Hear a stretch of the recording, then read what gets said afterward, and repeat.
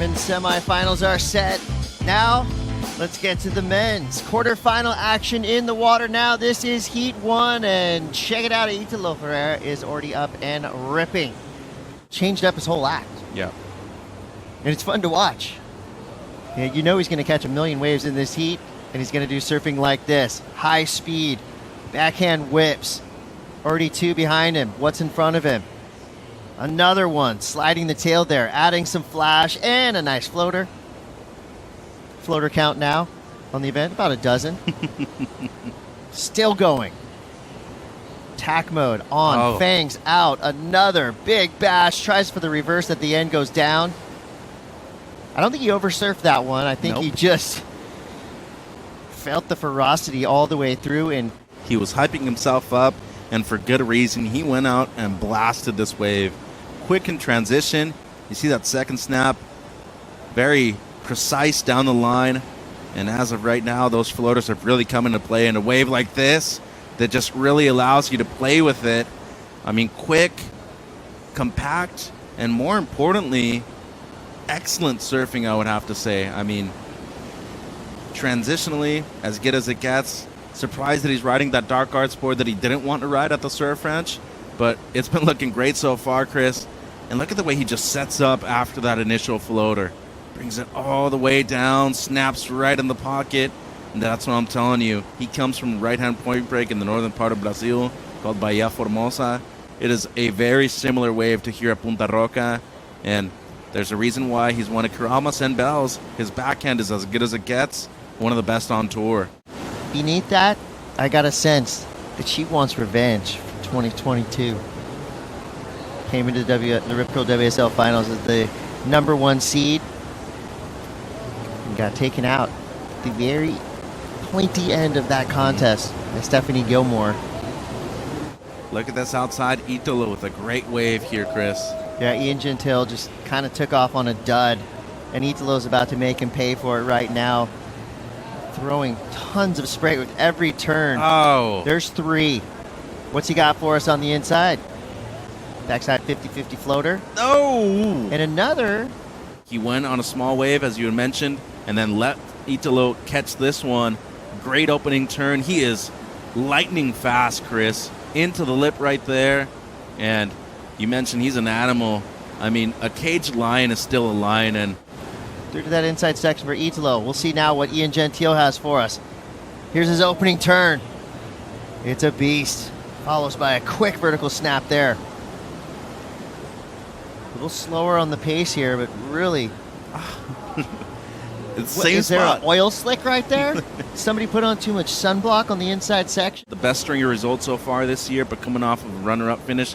First time he's made the quarters or better this year, believe it or not. And Ian Gentil, great opening carve into the lip. A lot of power in those maneuvers. Wraps it back. And then right here you're thinking to yourself, okay, he's off to a great start. And then when he's going for the top turn right, this is a great wave for him. Really fits his style on the backhand. But this kid has other plans. He's looking to make it into the semis. Showing his heat savvy here. Flipping on this medium insider. It's got some spice on it. Two big turns out the back. Gets the air to finish. I don't think he hung up. No, close, but no cigar. And with 20 minutes to go. Has its work cut out for it down here in Surf City, El Salvador. I mean, it's a good problem to have when you're surfing in beautiful tropical water like this.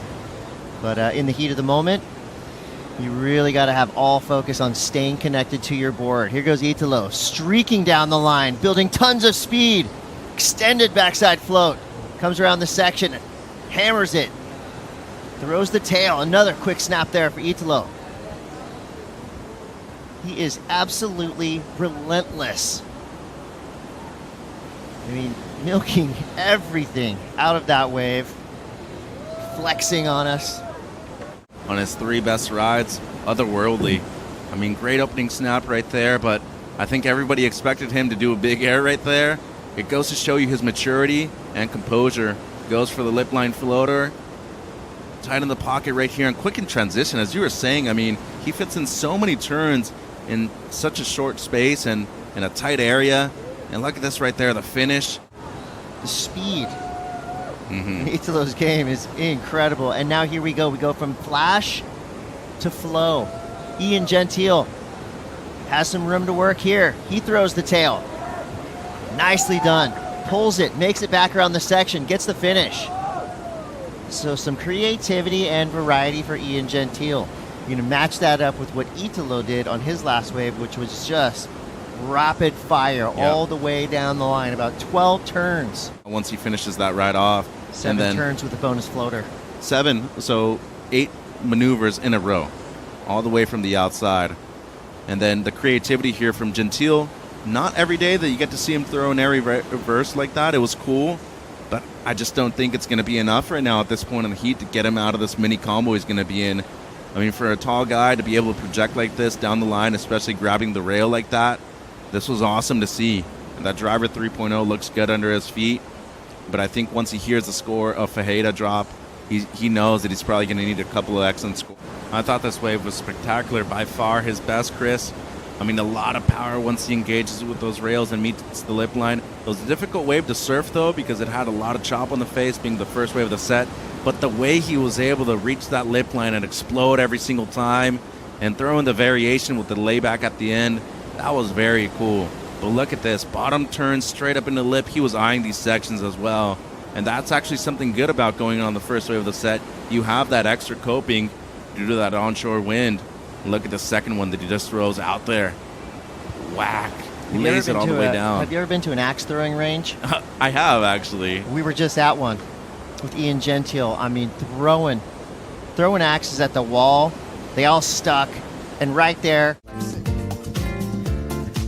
Quick look at Ian Gentil right there as we get back to the lineup. Italo lighting Punta Rocas up. Currently in the lead. Bit precarious though. Ian only needs a 6.26. I've lost count of how many turns we've seen so far on this wave from Italo. Oh no. Yet to see a clean finish from Italo. I know. And I think as of right now, that's where a lot of his scores haven't hit the exit range so far. And here's Ian Gentil, big answer back. He only needs a mid-6. All right, can we build on the momentum that Ian Gentil showed us on his last wave? I love the soulful takeoff straight into a big slash. Gets around this section. Woo. Nice little chunk of whitewater to work with on top of that wave there. Weaving through a serpentine path. And another big layback slash. So we'll see what he does. I love this takeoff. That was cool. He's a people's champ, too. Whoa, strong layback to start off. Goes into the lip line floater. Love the way he's able to push through that turn right there. Bust the fins out. All the way back with the wrap. And then once again, the layback turn here. Whack. That was cool. And a combination of strong maneuvers, too. I mean, look at the start. Aggressive, polished. Wow, that photo right there, if somebody got that, that is going to be a cover for frame a magazine. grab. But the mid work on this wave was so smart and so tactical. Nothing pushed too far, very methodical surfing. And once he reached the end right here, he just knew, put the cherry on top of the cake, lay it back again. You have it on lock. Go out there and prove that you're capable of making it into the semifinals. And guess what? Dropped his wallet. He found it at the end. So Ian maybe sees a little something pop up on his way back out. He's going to leave Italo way on the outside as he sees something to work with here. This rubber band man slashing around. It's funny because you don't even notice the pumps, right? The flow element with Ian Gentil is just huge. Flying into the flats. All right. There's some emotion from Ian Gentil. He's having fun. Consider him one of the best to ever do it, too. If he might be beating him. A guy like this. An insider, but wow, that first wrap, just incredible. And then comes around the section right here, snaps it in the pocket, was able to lay it on rail. And then once he got to the open face here, was a tricky wave to ride here at the end, Chris. Manufactured enough speed and throws the air reverse down. A great finish there from Gentil.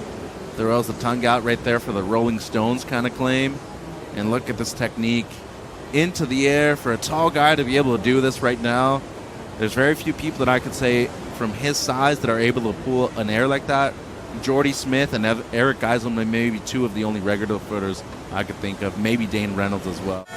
Don't call him that anymore. Call him a semi-finalist. Ian Gentil makes his way through probably one of the toughest heats he's ever surfed. Going up against Italo Ferreira, who was looking like he was firing on all cylinders, comes up just short.